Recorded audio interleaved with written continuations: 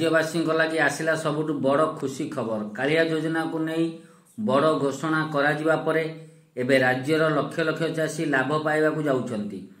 तेबे सबुठ बड़ कथा है कि जेउथिरे भूमिहीन चाषी को मिलिबो फायदा। भूमिहीन चाषी को की फायदा मिलिबो आर्थिक सहायता।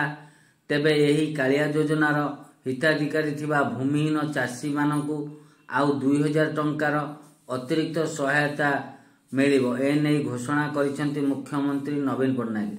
आसंतु संपूर्ण खबर कौन जानिबा ता पूर्व वीडियो को लाइक करी चैनल को सब्सक्राइब करी बेल आइकन को दबाई दियंतु। नुआ ओडिशार कृषि विकास पई कालिया योजना को व्यापक करिसेंती राज्य सरकार। भूमिहीन चाषी को 2000 टंका सहायता प्रदान करा जिवो। कालिया योजना किस्ती सह भूमिहीन चाषी मध्य पाइबे टंका। चाषी भाई मानक पई सबुठु बहुत बड़ खुशी खबर जे मार्च मास शेष सप्ताह रे मिलिबो कालिया योजनार 2000 टंका। केवल सेतिकी नुहे कालिया सहायता राशि को आउरी 3 वर्ष बढ़ाई राज्य सरकार। 2026-2027 पर्यंत राज्य रे चाषी माने टंका पाइबे।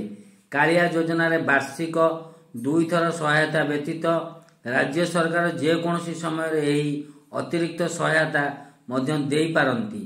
एही योजना रे प्रति वर्ष हिताधिकारी को 2टी पर्याय रे दिया जाई थाई 4000 टंका।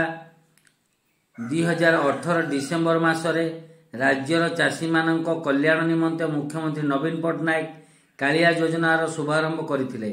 आपण माने कालिया योजनार टंका पाइछंती कि नाही निश्चित कमेंट रे लिखिबे। आपण मानक मूल्यवान मतामत अपेक्षा मु रहिली। समस्तंकु नमस्कार।